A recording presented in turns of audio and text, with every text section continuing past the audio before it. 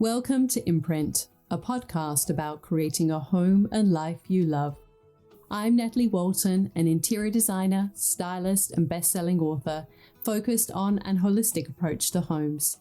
Each week, I'm sharing insights and interviews about the creative process to help you enhance both your interiors and well-being, as well as provide you with the tools and resources to make considered and sustainable choices with all that you create. Hello everyone, welcome to Imprint.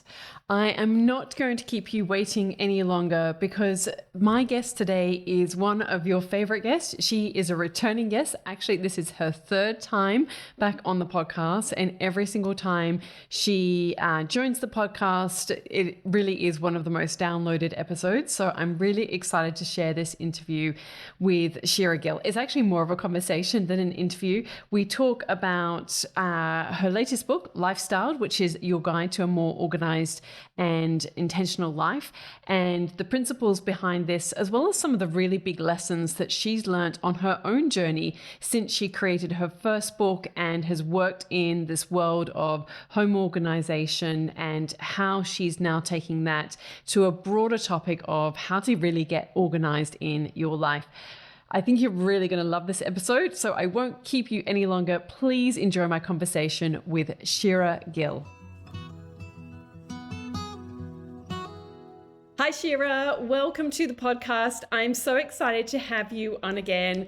You are a returning guest supreme. This is your third time on the podcast, and I couldn't not have you on because it's always so much fun, and you always leave me feeling so inspired, and we always get such great feedback from the interviews with you. So thank you so much for returning again. Really excited to have you here. Oh, yay. I'm so happy to be back. What an honor. Three times. And I should just acknowledge, in case anyone is watching this as a video podcast, we are twinning right now. We had a good giggle when we both came on. So as you can see, we are kindred soulmates or whatever across seas from Australia to San Francisco. And I was actually fortunate to be able to meet Shira in real life only just like a week ago or just over a week ago. That was such a treat. Which is crazy. And we had not enough time, but a lot of fun. So it's good to connect again. All right, we're going to get into, because when I met Shira, she gave me, and actually I will hold this up just in case anyone is watching it as a podcast. This is her book. You might be seeing it in reverse. This is her new book. And I'm so excited to talk about this because, as I was saying to Shira before we hopped on, there are a lot of books in this sort of lifestyle space. And when Shira gave it to me, I thought, oh, great, I'll read this in about an hour, because often when I get, these kind of lifestyle books, it takes me about an hour, maybe 2 hours, and I've read the whole thing. And I've been reading it for several hours, and I'm still only at the beginning, which is a good thing, because it's really jam-packed. It is really a Bible for all the things in your life that you feel that you just want to have, for want of a better word, control. I mean, I don't like the word control, but to feel like it's all about being intentional and living a life that's in alignment. And we're going to get into some of the big ideas. And I've also put a call out for questions. So we're going to got some questions that I had people through Instagram ask. So really excited to get into all of this. So the book is broken up into kind of two key areas. One is the toolkit. And you talk about the idea of adjusting the volume, which I really like this analogy, because I think that when it comes to our lives and how we live our lives and all the things that we do, I think that particularly when it's to do with this area of being organized and having your life organized, and even to do with your first book being Minimalista and the sort of the term minimalism, sometimes it can feel like there's a lot of pressure. There's a lot of pressure to get this right, to be perfect. And so this concept of adjusting the volume, I feel like it's a good counterpoint to pressure that people might be feeling in relation to, having a perfect home or getting everything right. Because I think that perhaps people, and I'd be curious of your take on this, who are attracted to these ideas are perhaps people who have maybe perfectionist tendencies, or maybe otherwise they're just a hot mess in some ways and it's like they feel like they'll never get there. So what's your take on this in terms of this balance between wanting to have a home, have a life that feels like, it's calm and it's, in alignment, but then also not wanting to feel completely overwhelmed by that expectation and not wanting to get caught up in everything's got to be perfect? Yeah. So it's interesting because I've spent, 15 plus years now helping people edit their homes and edit their lives. And so much of my work is about editing and subtraction and reduction. But what I've realized is everybody has a different clutter threshold and a different kind of valuation of what enough looks like and feels like. And I think that's why this work is so interesting, because we're all such unique snowflakes. And so, for me, I talk about in the book, it's like, I don't even drink coffee. So like, I don't need a lot of coffee mugs, but for a client of mine who lives in the South and loves entertaining, like she wants to have 3 different sets of very glamorous coffee and tea mugs and paraphernalia and tea kettles. So there is no like one right perfect amount. And I think the perfectionist brain in all of us, always goes to like, well, how do I do it right? Or what's the exact right number? People are always asking me like, well, how many t-shirts am I supposed to own? And I don't know, right? Like I'm an expert in terms of helping people arrive at their right number, but not dictating what that right number is. And so I talk about volume in this new book in a way where it's almost like a radio dial that you can turn up or turn down. And some people, probably rare unicorns, have taken minimalism too far and they feel like, I don't have anything left. I need to like do some addition. And then I talk about volume in all of these different realms in the book, like friendship and relationships, finances, your career, right? And so there will be different seasons in your life where maybe you feel lonely or you've moved to a new town and you need to turn up the volume in terms of forging new relationships, connecting with people, putting yourself out there. Or maybe you're at a point in your life where you're like, I've spent my whole life acquiring friends and people and colleagues, and I'm drowning and I don't have time. And now it's time to curate those relationships and kind of turn the volume down on who and how you invest. So that's why I love that this volume tool, because it's so customizable. It's like only you can feel when you've hit that perfect right amount on the dial. Yeah. And so, as I mentioned, you've done 2 other books. So I guess, and I'm sure you've been asked this question a million times now, how is this book different to your other books? Yeah. Okay. So Minimalista, my first book, which is probably the book I'm the most known for, really just dives into the realm of the home. And it's like a step-by-step toolkit and guide for here is exactly how to edit and organize and style every room in your home. Then my second book, Organized Living, was like a really fun departure where I interviewed other organizers all around the world and toured their homes. And so every chapter is a different organizer, a different home, and kind of this diverse array of tips. This new book is actually more of a personal development book, which is probably why you found it a little bit denser. It's still, I really wanted to make it beautiful and stylish, but it has far less images because it really is like a hardworking guidebook for your life. And the thrust of it is that in part 1, I talk about how to edit and organize your life and these 3 tools. So volume, which we talked about, systems, which is, everyone knows what a system is, but in this context, it's like the simplest route to solving a problem or a challenge in your life is a system. And then I get into habits, which is the 3rd tool, which is so hard for all of us because we're human beings and we're set in our ways and change is threatening to our brains. And so I talk a lot about how to push yourself out of your comfort zone with establishing new systems and habits that your brain might have a temper tantrum around because it's new and it's scary and your brain wants to keep you safe and cozy. And then in the second part of the book, I show how to apply these three tools to every part of your life. So I like to think of it as like a life handbook that you could refer back to at any season of your life. I wrote it for myself as much as for everybody else because I felt like I really had the home editing and organizing down. But when I wrote this book, I felt like I needed to kind of put myself through the paces of editing my to-do list, editing how many credit cards I had, looking at my relationships critically. So this book is really the culmination of me going through this process myself and then sharing everything I learned.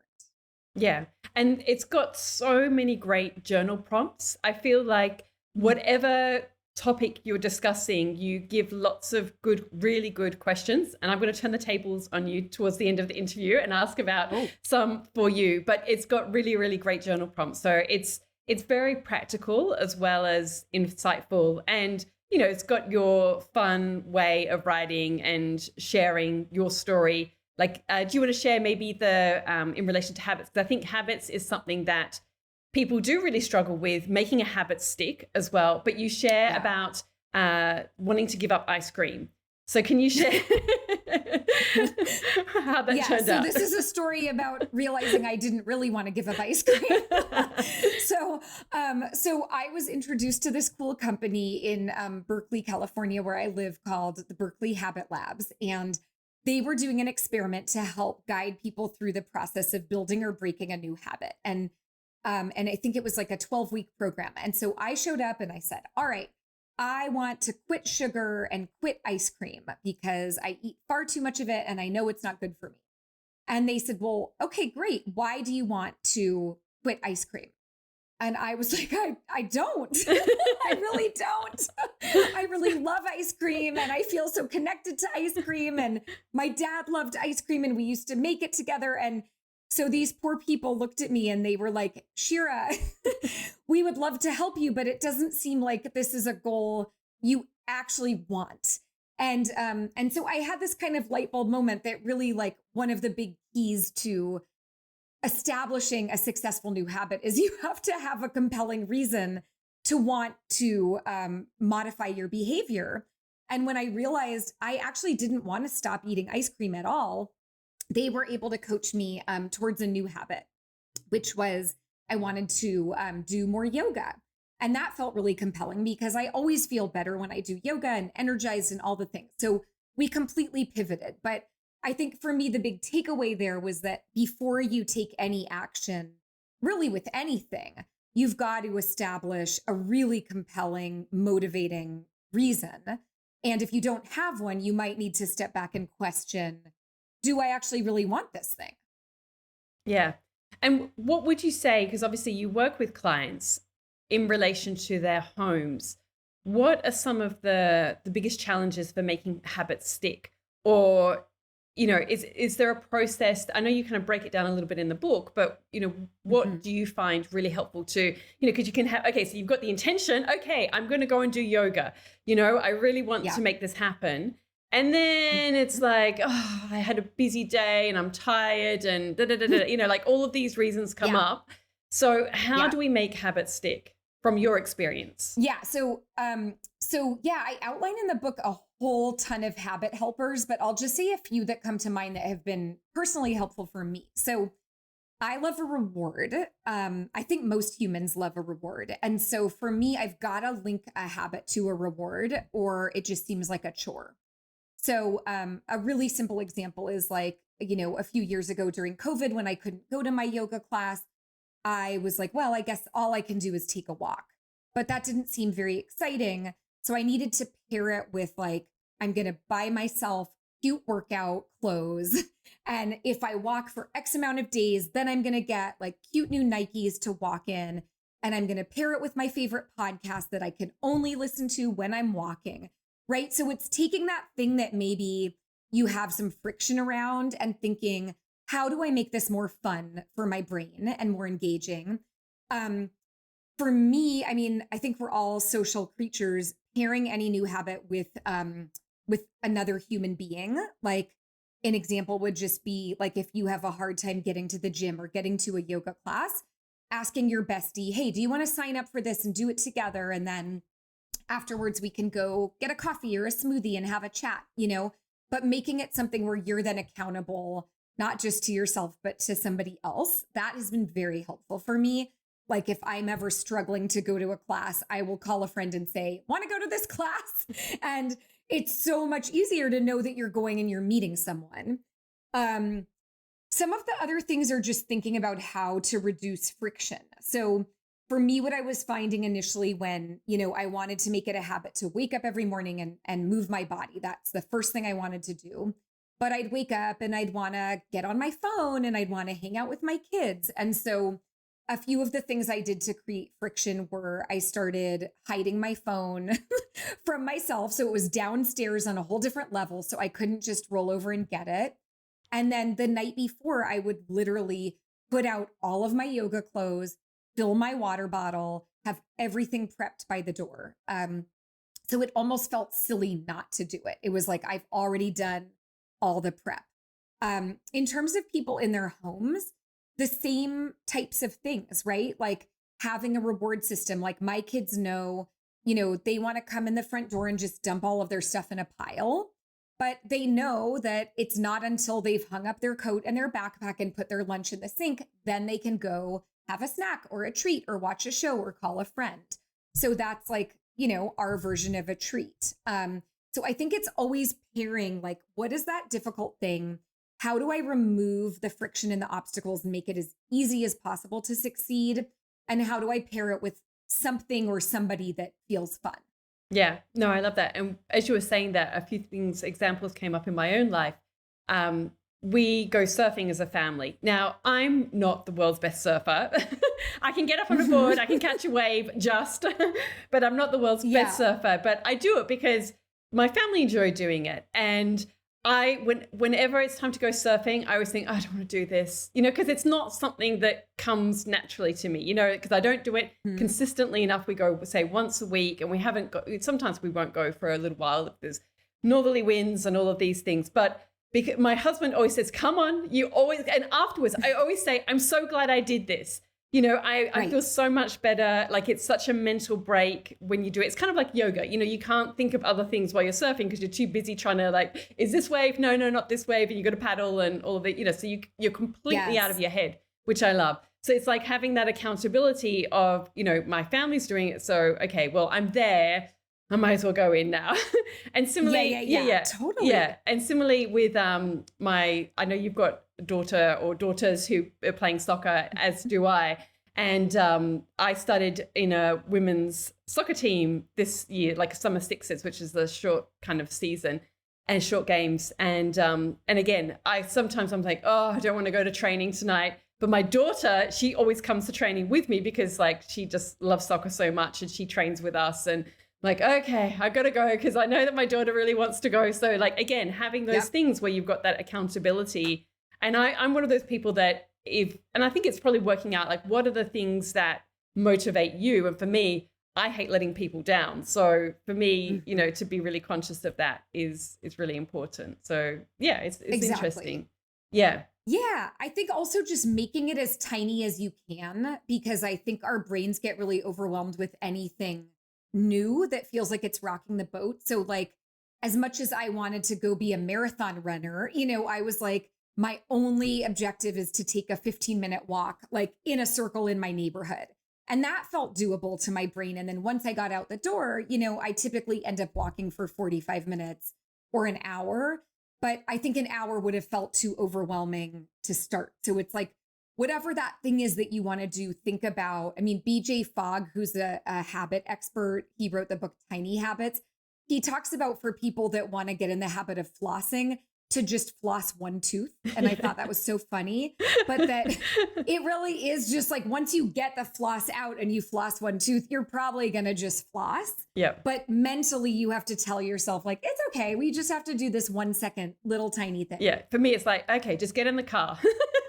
And then once I'm in the car, it's like, oh, okay, we're at the beach now. All right, just put the wetsuit on, or you know what I mean? Like, it's just like that next step. Yeah. Exactly. So I wanted to ask you, I've asked you how this book is different to your other books. And I'm really curious about how are you different to when you started writing Minimalista, because that's now quite a few years ago. And you've been on this journey with writing books. I'm curious about how you're different, and then also, how you see the world of organizing and how that's all changed in a kind of post-pandemic world as well. So, but I did want to ask you how you feel different. Like, what's your journey been like personally? Because I'm sure it's been quite a journey for you. Yeah, huge. I think, I got the book deal for Minimalista right before COVID and lockdown and all of that. And so my life changed so profoundly and my career changed so profoundly because I think, in a sense, I felt lucky because, my colleagues kind of went from seeing clients every day in their homes to not being able to work at all. And I had this big, juicy project as a first-time author for at least that first year of COVID. It kept me quite busy.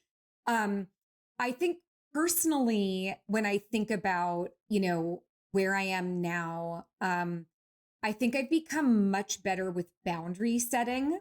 And I think that comes from age and confidence. And so I think I used to just feel like I have to say yes to everything and everybody as I'm growing my career.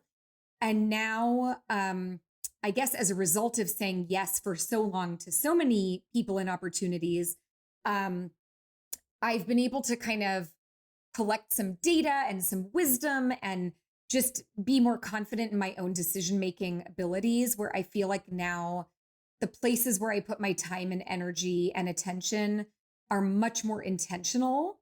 And I think I've been able to divest from things that don't feel that interesting or like that much of a value add.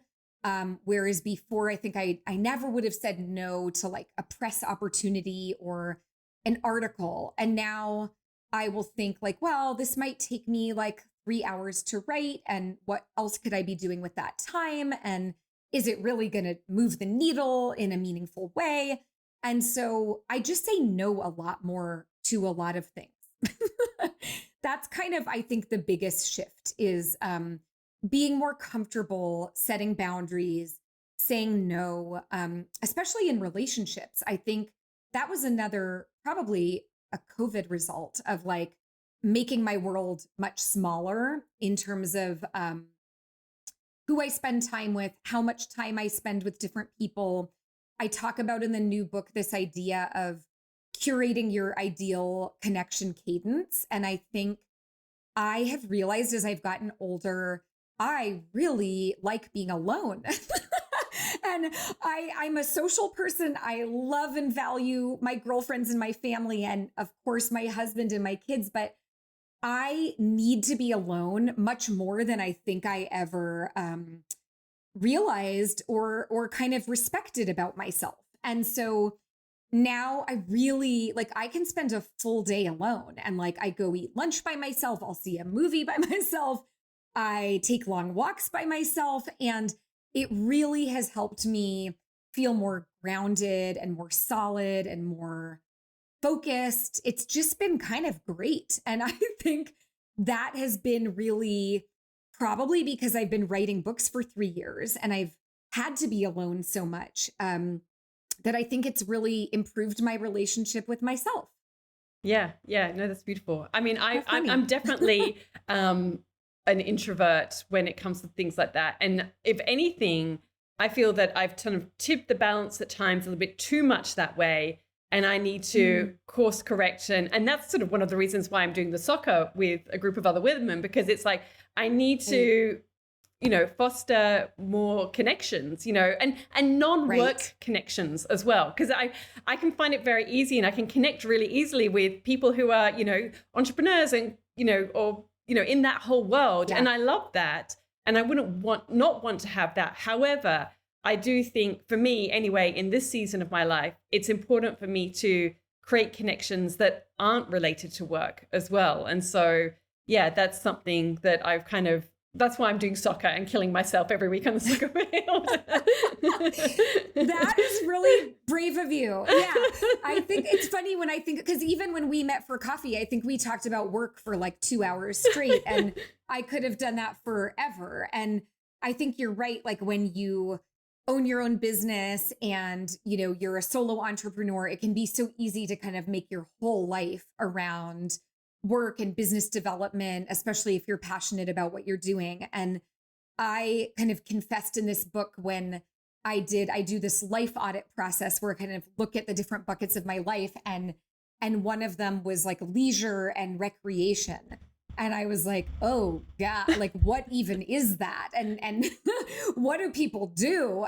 Like, am I supposed to take a nap or like have a picnic? I don't know what to do. So that is something I'm definitely working on, is like diversifying how I spend my time, which is really hard for me. Yeah, yeah, no, I can relate. So I also wanted to ask you, as I mentioned, how do you think the world is different in relation to Yeah. people's homes? And, you've been, like you say, you've been working with clients for 15 years. And we have been talking in general, both you, myself, other people out there in the world, the Marie Kondos of the world, about, simplifying and all of these things. Do you think we're any closer, or do you think we're further away, or is it just we're treading water? Like, what do you think in general when you go see clients, or in general, where, when you look over this journey and, before even your other books as well, where are we at right now in this kind of post-pandemic world in relation to homes and, being more organized and intentional with what we have in our spaces? Yeah, I mean, I think there's a lot of room for improvement. I think, what I've seen is, I'm in the US where it's like shopping is a habit for people. We almost don't think anymore, do I need this? It's just, I'm going shopping like the way you would go to the movies. And I think, the field of being a professional home organizer is predicated on a culture that has acquired more than it can keep up with. So the truth is, if we got this right, my career would be obsolete, and probably that would be a good thing for the planet, right? So I guess the good news is I have job security, but the bad news is I really do see us collectively struggling with too muchness, the desire for more, the use of consumerism as a band-aid for bigger issues and problems and life stressors. And I think, while, I only work with a handful of people one-on-one now. So I do think the people that work with me are really invested in changing their behavior and changing their perspective. And I think most people who hire a professional are at a point of feeling like, I want to make a change. And so I do see huge transformations all the time. So I'm very optimistic about that. I think it's more probably I spend too much time on social media. So I just feel bombarded constantly with like, even feeling like, Instagram, which I know we're both on, used to feel so much more creative and expressive. And for me, I barely scroll anymore because I feel like it's a commercial. Like I'm just looking at like, buy these sweatpants, you need this lotion, like, and I think, I've talked to so many, both clients and just my girlfriends who say like, I got on my phone, and the next thing I knew, I had ordered like a sweatsuit and a water bottle and a cell phone case that I didn't need. So that's where I really see like the shift has to happen. And and I don't know, because of, corporate greed is real and people make a lot of money when we buy things. And so I don't see that going away, the pressure,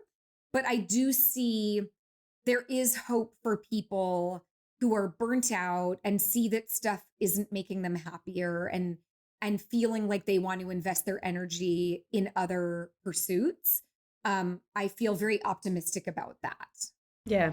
I mean, I guess there's been just so much noise. I mean, obviously, there's just been a big US election, which I think has consumed the world, and the outcome of Yeah. that. And, I think that certainly for me, I remember when I was writing my book Still, and I felt that as I was writing that, there was all this awareness of people really thinking about landfill and, the amount of plastic in the world and all of these things. And then it felt like then we hit COVID, and then that kind of became irrelevant because then it was like all about, okay, everything's got to be plastic. I mean, still as they go through airports, it's like put it in this plastic bag, put it in this, like tip out your water bottle, like throw your water bottle out, all of these things that it's all just, you got an airline, it drives me nuts, like how much waste and, so that kind of broader kind of approach, I feel like we kind of lost our way a little bit. Yes. But, and I think that, there is just so much noise online. It's increasingly hard to sort of pull away from that.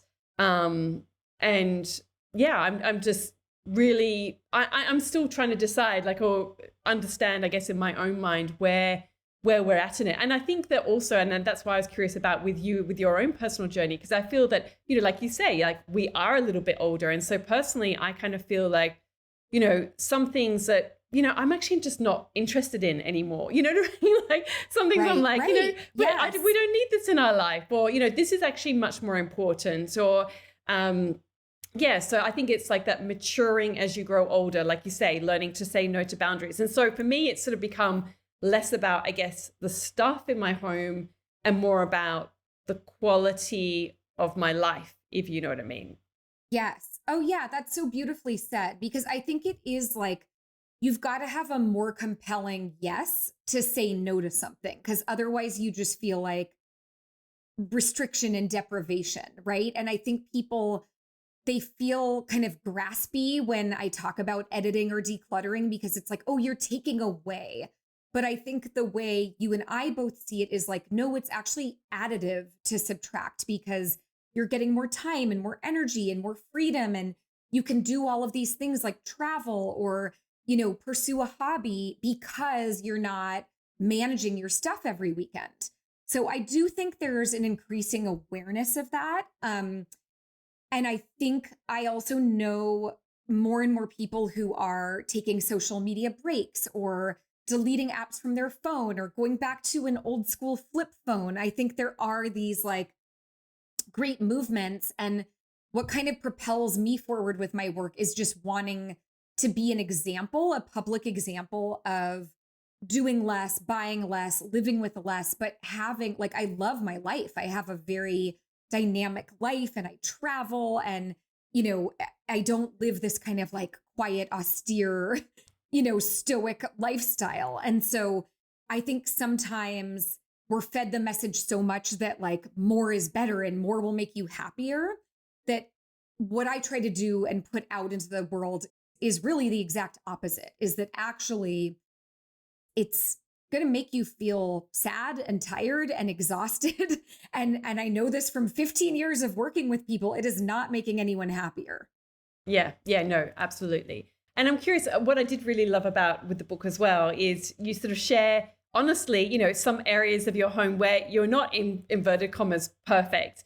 And, you give the example of, say, your fridge, and you sort of say like the fridge, it's like, it's a constant, a movable feast in terms of the things that are going on there. And I can completely understand in terms of, having children who are baking and all of those things. Although I will say one of the first things that I did when I came back from my trip, the first morning I woke up, was I cleaned the fridge. I was like, I cleaned and organized the fridge because I was like, I just can't cope with how this fridge is looking right now.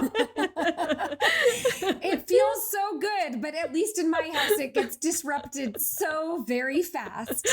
Like I will, wipe down the shelves and centralize and group things. And then 5 minutes later, I go and I'm like, what are these random balls of tinfoil and Chinese takeout containers? And yeah, my family, God love them, but they are like shovers and pilers in the fridge. And I think it is a thing where, I talk about in the book, the upside of lowering the bar, that sometimes it can feel really good to say, you know what, this thing doesn't matter that much to me, and I'm just going to take it off my plate. So for me, it's like, I'm terrible at keeping plants alive. I Me give up on too. gardening.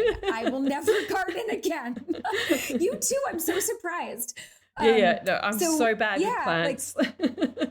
oh, and you know what else I'm bad at that always shocks people? I'm really not a great folder.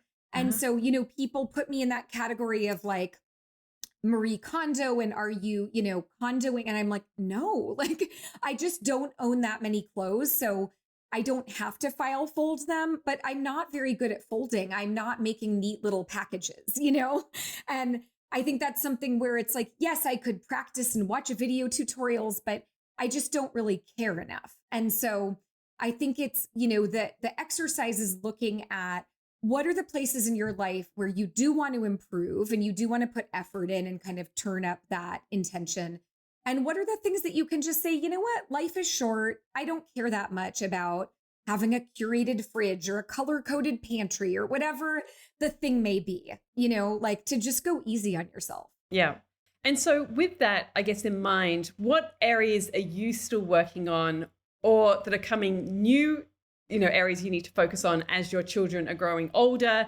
I think that we've both got children who are very similar ages. So, they have so much more, I guess, agency in a way in terms of them saying, well, I want my bedroom to look like this, or I want to do that. What are the new challenges for you in your life within your home in terms of keeping it organized? Or maybe, you've just been in a really busy season of publicity for the book, so do you find that during those seasons, it's like, okay, I've got to give myself some grace with what my home looks and feels like? Or is it the opposite? Like, it's like, no, because I'm going to be Yeah. busy, I need to like have some sense of calm and, not chaos at home.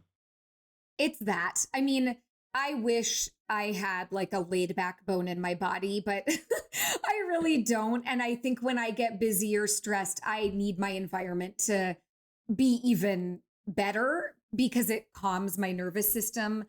And we're at the point in our house. I mean, our house is quite small by American standards, and um, we really don't own a lot of stuff. And so maintaining our house has become remarkably easy. That's the truth. Like in our living room, we have a couch and a coffee table. There's not much to mess up, And so, with regard to my teenagers' rooms, though, that's really different because when they were quite little, it was like my little gallery, and I would photograph their rooms and style them and took great pride in them. And they were in some magazines and all the rest. And then it's been a few years now, but they got to the point where they had their own personalities and preferences. And they were like, my room is not a magazine. I am a human and I want my room to be personal for me. And so now both of my girls have, pictures and posters all over floor to ceiling, like taped up with Scotch tape. And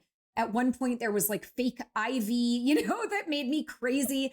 But I've just had to be like, I surrender. This is your room. It's your space. I don't want to drive you to therapy for the rest of your life because I'm making you curate your room in a way that pleases me. It's not my room. So I think that's a way in which I've kind of made peace with like, listen, we have a small home. The common spaces really need to be dialed in and peaceful and minimal, and everyone needs to maintain them. But you can shove whatever you want in your room. You can throw your backpack on the floor. You don't have to perfectly fold your clothes. You can put posters all over the ceiling. And that has worked really well for us. And I think likewise, I mean, my husband confessed a few years ago, he was like, there's so many benefits of living in a really minimal home, but I also feel like I don't have any place where I can just be super messy. And I said, well, yeah, let's figure that out. And so we ended up building this small shed in our backyard that is like his work shed where, he has a desk and a computer, but he has books and old CDs and mementos. And, I'll walk in there and just gasp because it is, to my standards, it is wild in there. Like I could never focus. I could never get anything done. But for him, it's like a place where he can totally kick back and relax and feel like nobody's going to tell him to clean up his mess. He's liberated. And so that's kind of how we've made it work. I guess in a sense, our bedroom is more like my space, and then he has his space and the girls have their bedrooms. And I think like having those boundaries has worked really well because you're never going to get your whole family on the same page in regards to like having the same, clutter threshold or desire for order or lack thereof. So this is my new theory, is that it's all about zoning your home so everybody feels like they have a space that is just right for them. Yeah, I love that. And I can relate a lot to that, as my daughter has pictures of soccer players or posters on soccer players on her wall. But I will say that, and to just give a little bit of comfort or solace to people who do have children who are younger, what I've found over the years is that all of my children, at some point, they get to a point where they just suddenly decide, that's it, I'm going to tidy my room. And they do it of their completely their own volition, or they throw out things. And again, this just happened to me the other night. As I mentioned, I was on this big trip with my son, 16-year-old son, and I was like, the vacuum cleaner? Who's using a vacuum cleaner? And it was something like, I don't know, like 8 or 9 o'clock at night or something like this. And he literally completely rearranged his room. He did have an exam the next day, so I wonder if it was like a type of procrastination. But he got rid of one of the desks. We had added this extra desk so he could do his projects, and he got rid of that because obviously I think he just felt that it was creating, dumping ground, and he rearranged his room. He vacuumed his room, and I was like, wow. That is spectacular. None of my kids have gotten out a vacuum on their own volition yet. But I agree with you. I have seen, as they've gotten older, like if they're having friends over, suddenly they'll just tidy and clean up because, it's for them and they want to impress their friends, or they'll just make their bed randomly, because they feel like it. So I have seen that. And, we were in that period many years ago where it just felt like never ending stuff with like the stuffed animals and the toys and the games and the art. And it was so much to manage. And now, my kids are almost 14 and 16, and really they just hang out with their friends all the time. So all of that kind of gear and stuff and gadgets, it's a thing of the past. And it's just, I want to give hope to people who are wrangling all the toddler things. It gets so much easier. Well, that kind of leads us into one of the questions that somebody had submitted, which was, how do you stay on top of children's toys, even after gifting old toys to make room for new toys? I'm sure you get asked this question all the time. What's your approach or take on that? Yeah, I'm super into like physical boundaries. I actually was a preschool teacher for a few years back in my 20s. And I found that kids really love order, and they thrive with order. And so I have this made up rule that works really well for me and my clients. That's the rule of 5. So if you have young kids, no more than 5 categories of stuff out at eye level at any time. So like if someone was starting from scratch, I would say, get 5 big open floor baskets, and that's like your limit. And then, so maybe in one is like stuffed animals and one is Lego, and, you get to decide with your kids. But 5 to me is like more than enough with art and books and all the rest of it. And what I've found, at least in most American homes and playrooms, it's like countless categories and everyone's overwhelmed and overstimulated. So I always say, like, rule of 5, pick 5, or have your kids say, what are you the most into right now? We're going to set up, your 5 favorites. And then if you don't want to get rid of anything or your kid's not ready, you can just pack it up, put it away in, any type of storage, like a closet or a basement, and swap out like a library, if they get bored or on a rainy day. But I think the biggest thing is just limiting volume. Is kids can't manage it. Adults get stressed out. It doesn't do anyone any good to have like endless toys. It just is so overstimulating for human beings. Yeah. So, even though my kids went through all the phases and, they wanted the plastic toys and the things with batteries that I wasn't very into, but I just kind of at a certain point gave up and said, that's fine. Like, you're going to pick what you want to play with, but no more than 5 things at once can be out. And that just made the cleanup and the management of all of it very easy. Yeah. I'm curious for you too, because you have so many kids, like, and your home is so beautiful. Do you have any hacks for how you've kept your home so lovely while having children with things? Yeah. I mean, I think that because I do have so many things, a lot of things get passed down. So we've had even our Lego was my husband's. So it was like his sweet. mom had kept it. I mean, she never threw anything out. So she kept his Lego collection, which became my eldest son. And then, I mean, I gave the girls it as an option to play, but they actually were never interested in Lego. And then it became my youngest son's. But we've had, other things that is kind of like gets passed down, and the books, the Roald Dahl and, all of those books, they kind of get passed down as one child kind of outgrows it goes to the next one and so on. So we've definitely had lots of that. So in terms of not trying to have like too many like new things in the home. Yeah. And I mean, in general, like with it, when it comes to gifting and Christmas, I mean, it's very hard to, control sometimes what grandparents give. But certainly in terms of what we give, we're always try to have like less but better, So one year, my younger son, he wanted a skateboard. So that was his Christmas gift. It was a skateboard rather than like having lots of little things. Like I really try and avoid just the stuff that they just get bored of so quickly. Totally. Or if something's not well made. So one of his more recent presents was he really wanted an RC car, a remote control car. And that was like his big thing. And so I got a good quality one, because there are so many cheap ones out there that, you use once, they break, becomes landfill. So it really is about that. Okay, how can we get a good quality one that if he then outgrows it, we can pass it down to somebody else. So there, I guess, like some of the things that I'm always trying to think of, like what's a good quality version of this? Or, the girls have had like surfboards as gifts, like those bigger things that they use. And, like a bike, those tend to be the things that we gift rather than, just stuff. Yeah. I know. I have found recently my kids have been really into experiential gifts. So they will say like, will you take me and my girlfriend to dinner and a movie or to the water slides, and like something fun with their friends has been very appealing. And then I'm like, yes, no clutter. And it's something they'll actually remember, like, I don't know. I don't really remember holiday gifts from my youth.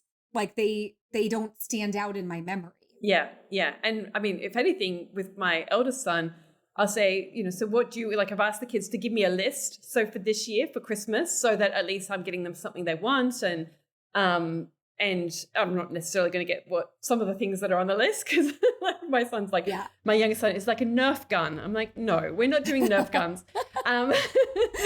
He's desperate for one though. But my older son is like, I don't want anything. I'm like, I've got it. And then I kind of get like, I've got to get you something.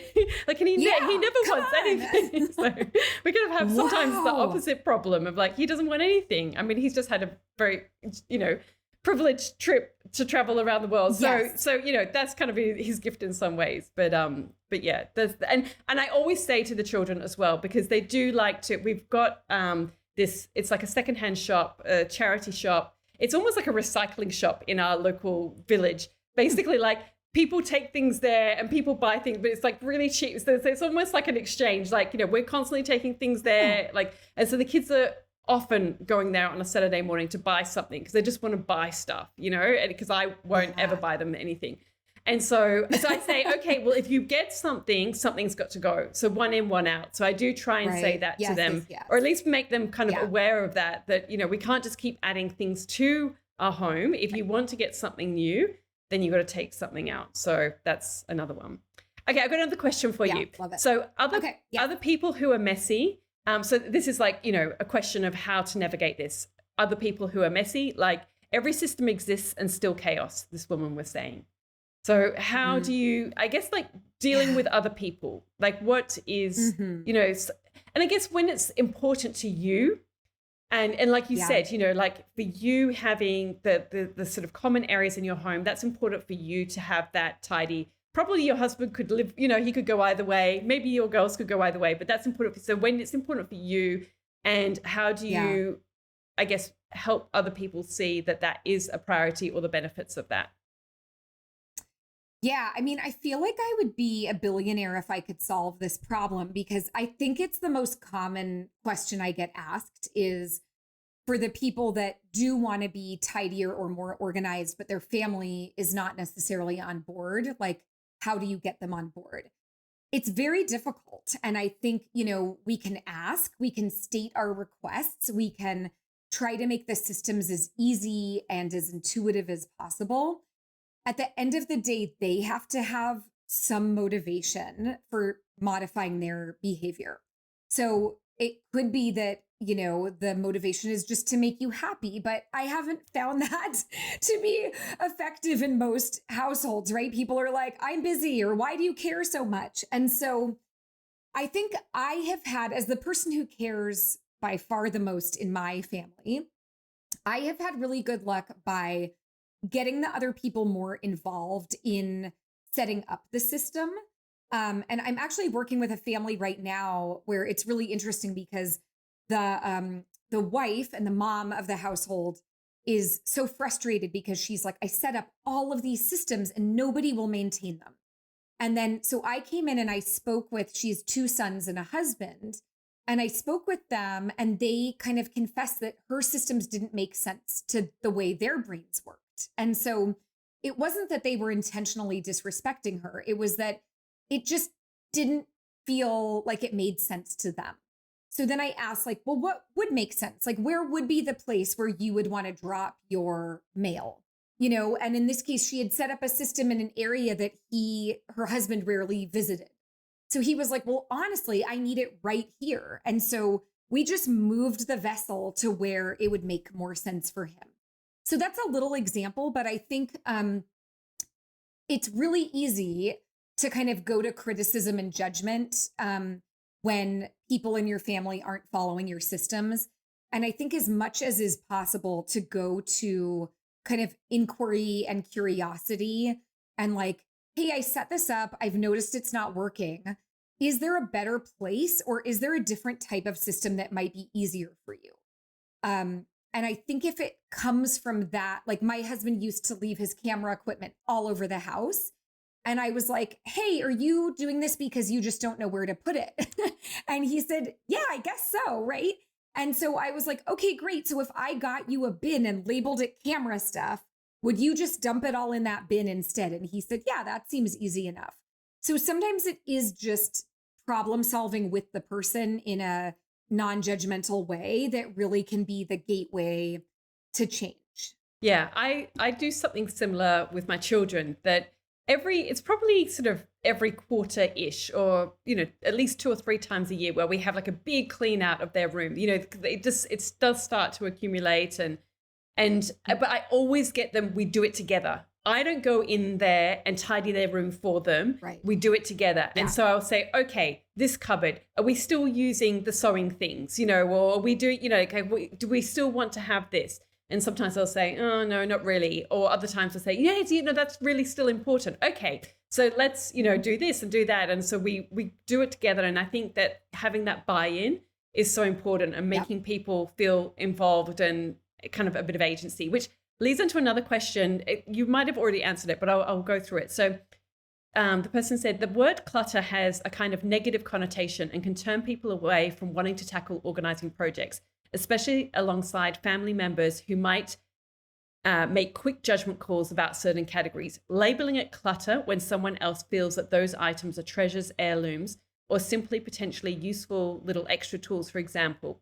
Have you found any good substitute for clutter or stuff that feels more dignified, or any other tips that can help ease the emotional strain of organizing a family home? So I guess it's this question of really, what we might see is like, that's just your stuff. Yeah. Like to right, make right. they might be like, but that's my special thing, like, or whatever. Yeah. Yes.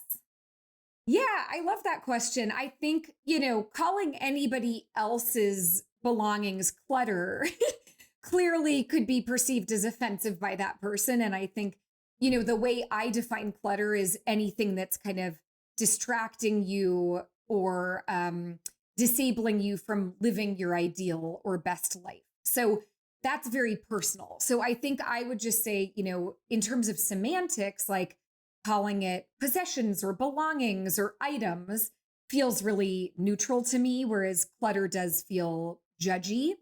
Um, and I think, in terms of the delicate act of like when you want to declutter more than people in your family do, or you want them to declutter, I always say you've got to like lead with your own, you got to walk the walk first before you ask anyone to do anything. And often I find when I say to somebody who's complaining about their family, well, have you decluttered all of your clothes, all of your paperwork, all of your mementos? They'll say, well, no, not yet, but I want them to do X, Y, or Z. So I will always say the one thing you have control over is your own belongings and your own decisions. And it really does take some time to go through and thoughtfully edit everything you've ever owned. I have found that by doing that myself, like my family sees that I'm walking the walk. I'm not asking them to do something that I haven't done myself. And I think there's a level of respect where it's like, I did this for myself before I asked you to lift a finger, as opposed to the kind of finger pointing and blame game that's so easy. I mean, I'm certainly guilty of it myself. And sometimes the thing that helps me is just saying, is it going to take me longer to talk to my kids about leaving their dirty socks on the couch or to just throw the dirty socks in the laundry bin? It's easier to just toss them in and move along with my day, right? So it's also sometimes taking ownership of like, if you're the person who cares more, you can do a little more because other people aren't as affected, by the state of the home as you are. Yeah, no, I definitely agree. Okay, another question. As someone who recently purchased a small home and hopes to make it last for a lifetime, hopefully even with kids someday, I'd love to know how you would respond to those who tell us you'll outgrow your house in a year. It's okay as a starter home, but you'll want more space. I'm curious how you handle those conversations when there is so much hype in America around bigger equals better. Oh, I love that. Yeah, because I'm in a much smaller home than most. And I think that I just fully embrace it. So people certainly have said those exact same things to me. And when we bought our home, I guess it's been 12 years now, people definitely were like, oh, nice starter home. And I just said, well, I think it might just be a nice home, So I handle it with humor because for me, I have no shame about having a small home. It's very intentional. I think a large home would stress me out and bring more problems. And so, so my response for that would just be to kind of like brush it off with humor and say like, oh, I have enough to manage. Like keeping a small home is so much easier for me. Or I just enjoy it. This might be for the long haul and just owning that because I think the more people who talk positively about having smaller homes or living with less, like I certainly could buy more things, but I choose intentionally not to. And it's totally flummoxing to many people where even like if somebody tries to give me something free and I'll say no thank you, they're like, no, it's free. And I say I know, but I don't want it. And it's so astounding to people. So I think it's just getting more kind of comfortable and confident in your own values and trying to dismiss other people's, judgments or questions. Yeah, great answer. Okay, another one. I'd love to get Shira's thoughts on the New Year's reset. Does she believe in starting the new year with a clean slate, sort of out with the old, in with a new idea? Or should January be about taking it slow and not making snap decisions out of a pressure to reinvent yourself, your home, your style?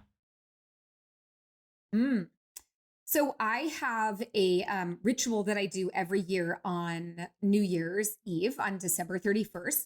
I clean out my closet, which is very fun for me. So it's less of a chore and very cathartic. And then my husband and I, now we've kind of whittled our paperwork down to this little file box, but we will spend, 10 or 15 minutes just going through to make sure we're not hanging on to paperwork that we don't need. that feels like a really nice reset for me of like, I'm walking into the new year knowing I don't have excess paper or excess clothing weighing me down. I like to do like a quick sweep of the home so it just feels lighter.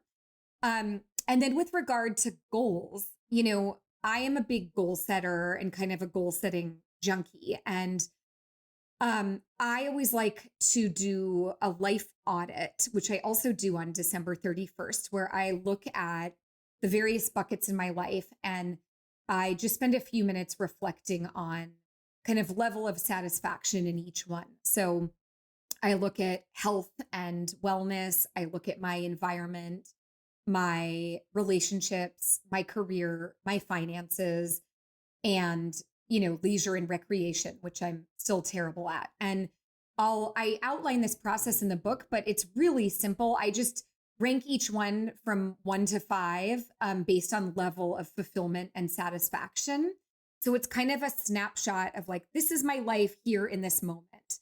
And then based on whatever comes up there, I make a few tweaks of like, say if health was like a 1, it's kind of a wake up call of like, oh, I need to reinvest in my health. What small things can I do?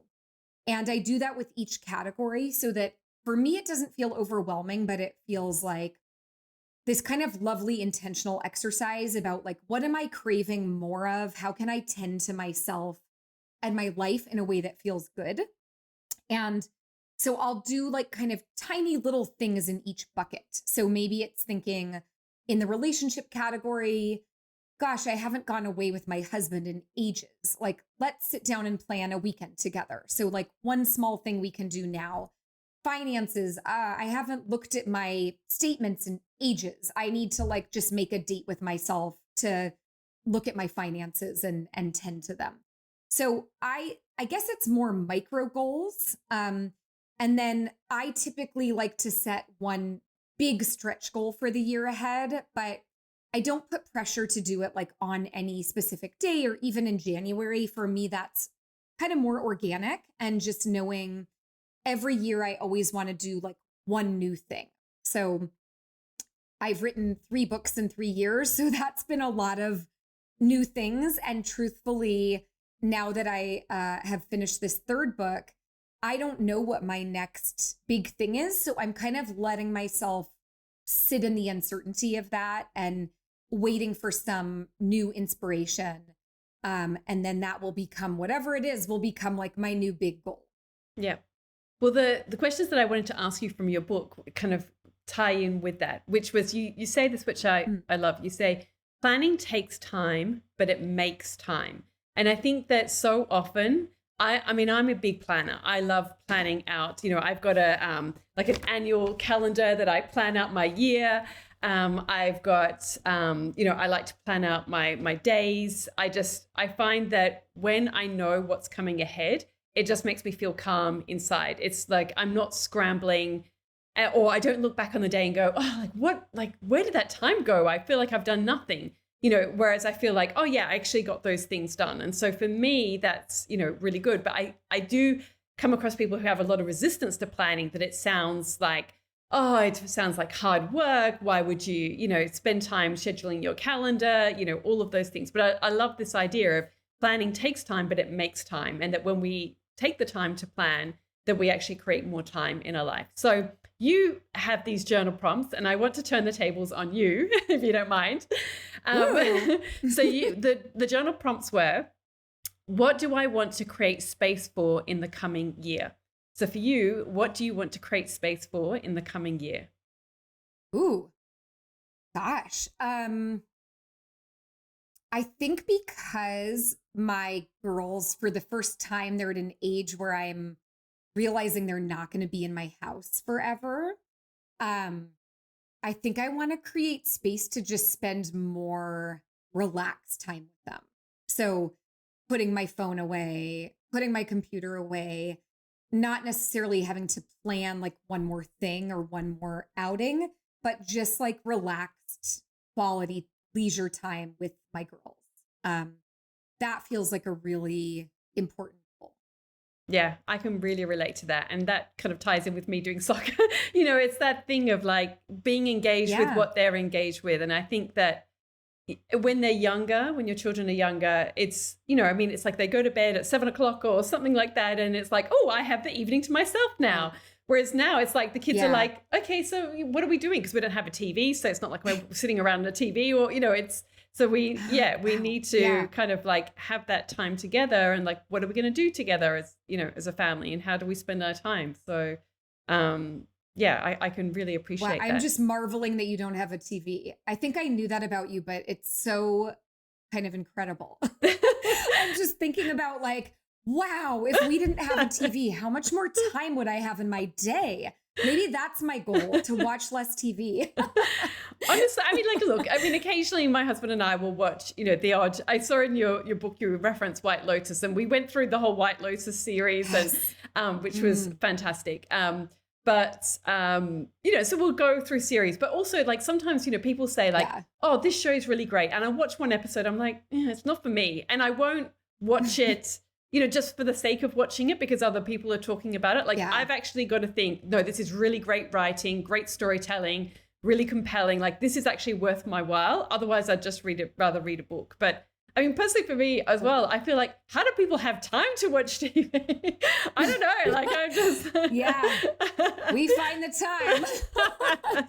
Yeah, it's such a like family routine for us at night, like post dinner, post dishes. It is kind of like how we unwind as a Yeah. family. Yeah. But I think, what I'm hungering for is more of like connected time, of really like talking and listening to my kids and hanging out with them as opposed to just staring at a screen together. Yeah. I think Yeah, soccer comes into different a lot. quality. We seem to have a lot of soccer practice Mm. in our world at the moment. Okay, your next question is that you have as a journal prompt. What would I like to prioritize and accomplish? So, what would you like to prioritize and accomplish for 2025? Hmm. Gosh, I mean, here's the thing, I don't know yet. And we're creeping in on the end of 2024. My goal for this year was to publish this new personal development book. And I mean, I'll throw out there that I've always wanted to produce a documentary about people and their stuff.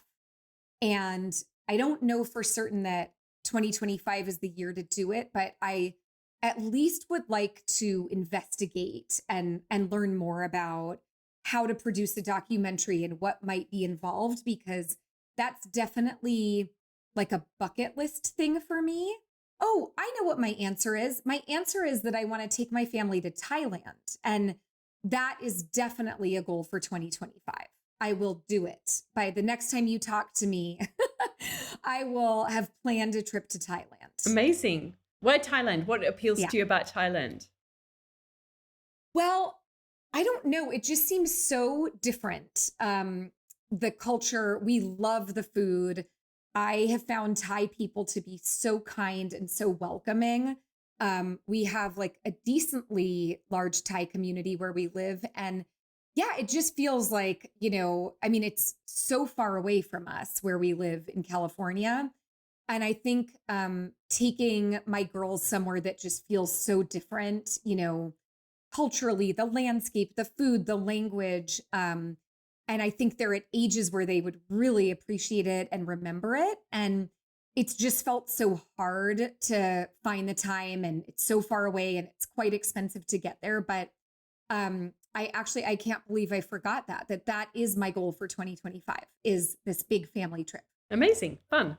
Okay. And Yeah. last one from these questions. I mean, they're all sort of slightly variations on the same thing, but something new might come Yeah. up. What would I like to be different or better by the end of the year? Mm.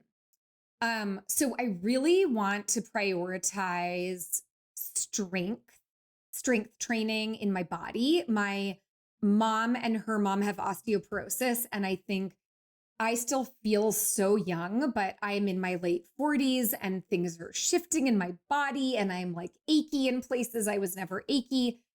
And I just was thinking, I think this is really a year where I want to lean into health and fitness in a way that I never have done in my life. I have never been an athlete. I never played team sports. I was always kind of on the arty side. And so it's very much out of my comfort zone. Like when you said you go, I was like, I don't know how to play soccer. I have no idea. I didn't either. So you didn't. Okay. Well, there's hope for me then. But I think, I want to feel at the end of 2025 like I am physically very strong and very fit. So it's not about losing weight or having a different type of body. For me, it's like how I feel in my body. I want to feel really kind of strong and empowered, and like I'm setting up my body for aging in a smart way. Yeah, I love that. Now, I feel like I did have some other questions, and I feel like I can't not ask some of these other questions, even though I could feel like I could tie a little bow on the end of the interview. So if you don't mind just indulging me a little bit longer. Okay, sure. So I did want to ask you, because obviously you do talk about business, and like you said, we can talk about business till the cows go home. And lots of people who listen to this podcast do have businesses. They are solopreneurs. Or they have some kind of design business. Some people are into decluttering and so on. And I know you do mentorships, and I know that you help people in their business. What are some of the big roadblocks that you see with people in relation to that, and how do you advise them to get beyond those roadblocks? Ooh, I could talk about this all day. You're never going to get rid of me now. So I would say the number one thing that I see getting in people's way is deciding they're going to do something, like making a business decision, and then almost immediately changing their minds and pivoting. And I see it all the time, so much so that I think I've realized it's a way that people protect themselves from failure, because if you don't put yourself out there and you change your mind and you pivot, you never really have to do that vulnerable part of business, right? And I've worked with so many brilliant, talented people who will say like, okay, and we'll make a whole plan around, say, launching and organizing business, and they'll have a name and packages and pricing, and I give them homework. And then the next week when they come back, they say, well, I thought about it and I really like photography. And what if I was a photographer?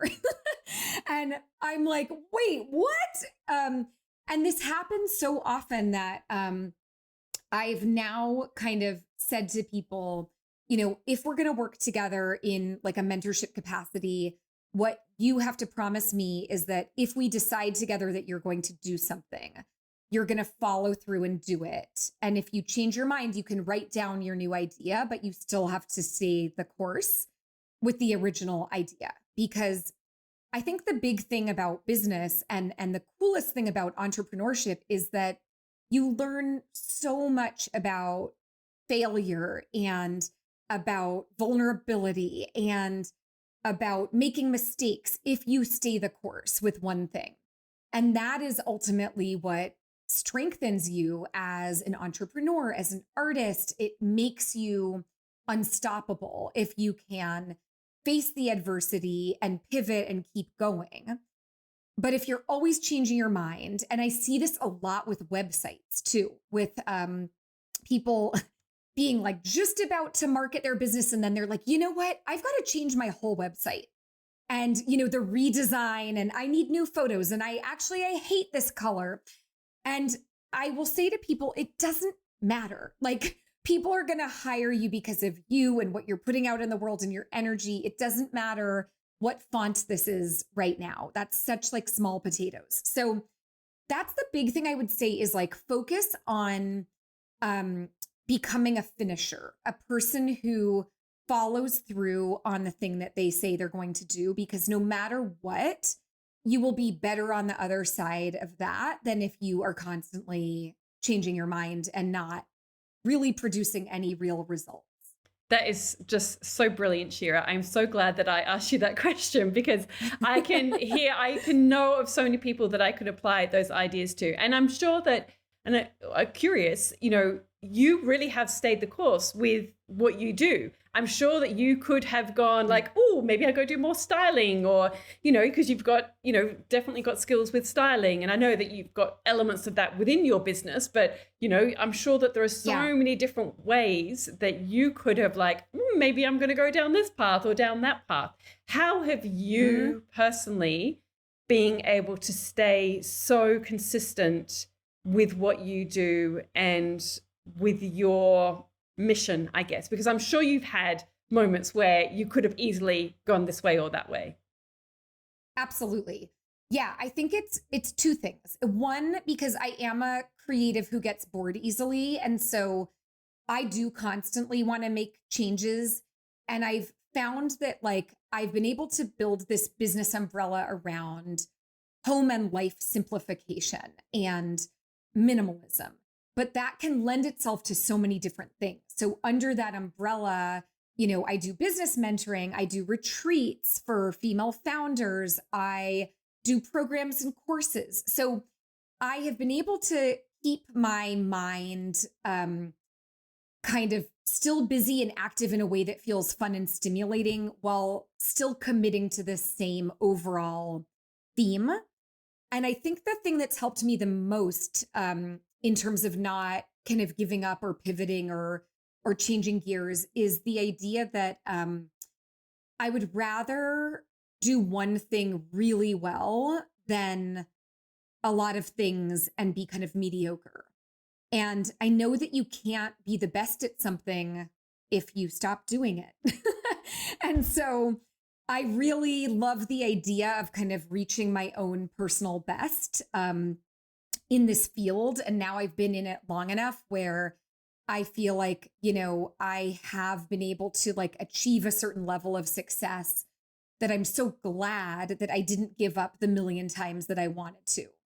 And so that's what I would say kind of for anyone struggling is that I will admit that probably like roughly every year of the 15 years I've had my business, I've had the thought that I should give up or quit or leave or do something totally different.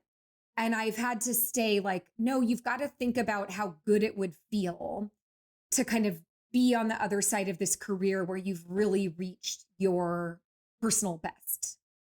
So that kind of propels me to just keep getting better at the one thing instead of trying a new thing. Yeah, I love that. Okay, I'm going to just keep with a few more questions on this theme because you're so insightful and I think really helpful. I wanted to talk to you about your marketing because you take a really simple approach to marketing, which I think ties in, and you do talk about this in the book as well. You talk about the way that, you've kind of shaped your career and some of the decisions that you've made. So correct me if I'm wrong, but you send just a one monthly email. Are you still just doing one monthly email? I know that you certainly don't send them super regularly. Is that correct? So I do a weekly email. Okay, you do a weekly email, but it's a monthly blog. Yeah. Nope, just one weekly newsletter through Substack. Yeah.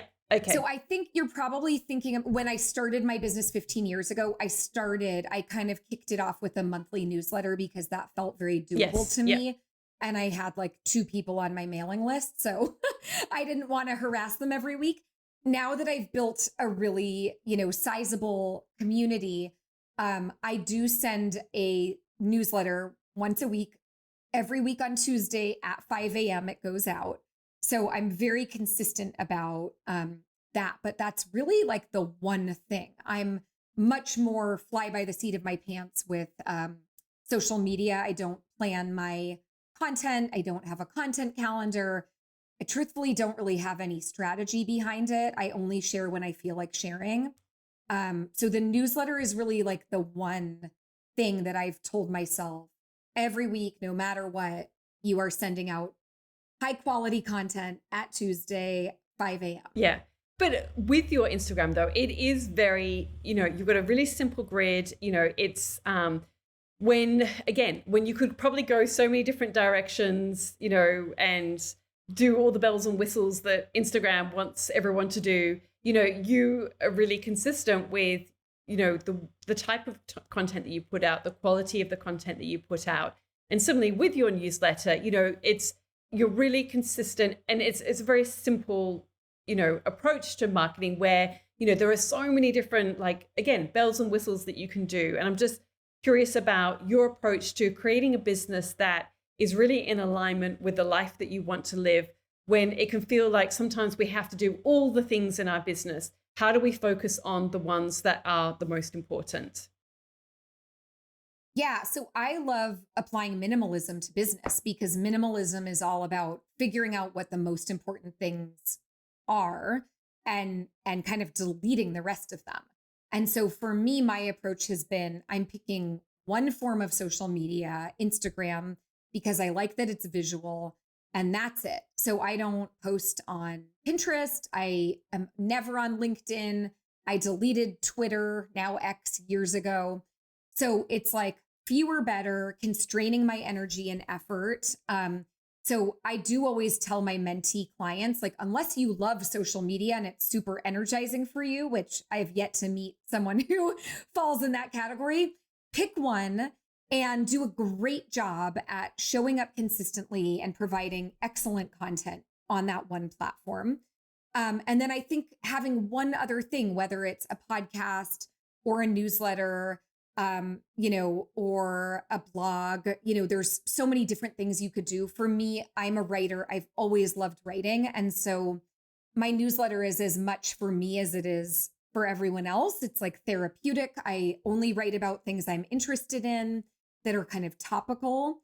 And I've never liked feeling like I'm marketing or selling to people. And so what's worked really well for me in terms of keeping in alignment with who I am is thinking, if my job is to just show up and give value and help people, then when I occasionally do open doors to a program or a retreat, people already know me, they get me, and they trust me.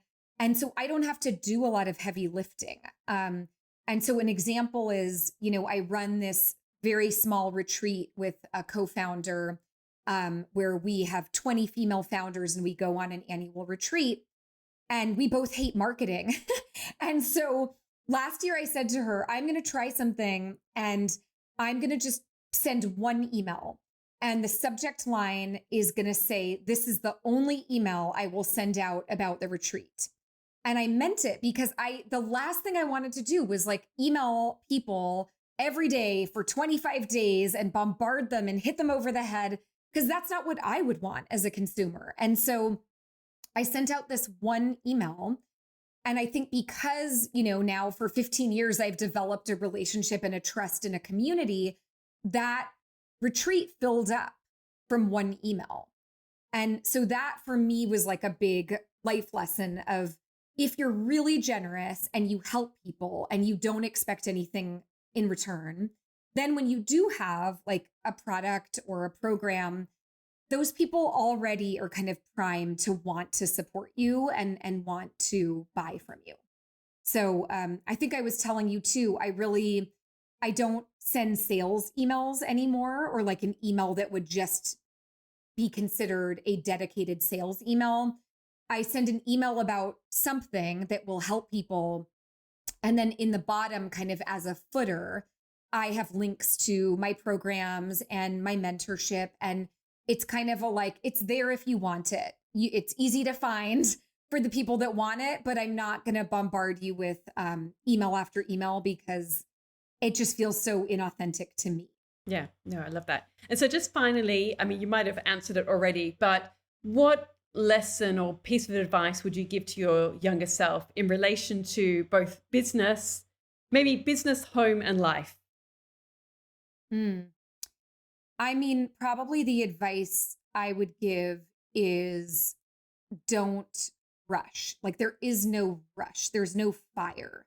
And I think because I am kind of naturally wired as an anxious personality, I'm always kind of feeling like I'm racing to do the thing and I'm racing to keep up. And, it's very much a scarcity mindset. And I think I now have a body of evidence that, like, it's okay. You don't have to rush. You can slowly build, you can develop, you can trust that if you put high quality work into the world, people will respond, but you don't have to like blast it out super fast before somebody else does it, you know? And I think, you know, that's something I'm always working on, is just racing never gets you anywhere faster. You know, if anything, I think racing and rushing can slow you down because you don't make grounded decisions when you're like running like a maniac. So I would just say slow down, take your time, and have faith that it'll happen. Yeah, love that. All right. Thank you so much, Shira. Really appreciate, as always. I could talk for about another 5 hours. Me too. And it'll probably get darker and darker in your living room, Yes. Or your dining room. But no, Totally. really appreciate your time and always being so honest and open and giving, and really encourage everybody to go out and get Shira's latest book, Lifestyled. It really is just so filled with helpful tips, advice. And if you want Shira's sort of like voice in your ear, giving you that gentle encouragement, it very much is written in your voice, which I really love. And so, yeah, you do get that sense of like, yes, okay, I can do this. So really excited for everyone to get hold of that. And thank you once again for being on the podcast. Always so much fun. Oh, thank you so much. This was so fun. All of the links and info for this episode are at nataliewalton.com/podcast. Don't forget to subscribe so that you can get a direct download of the latest episode.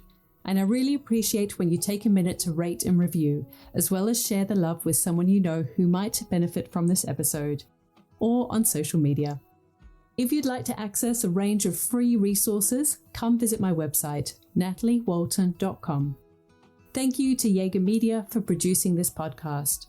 And I would also like to acknowledge the people of the Bundjalung Nation where it was recorded, and pay my respects to elders past, present, and emerging. I look forward to connecting again soon.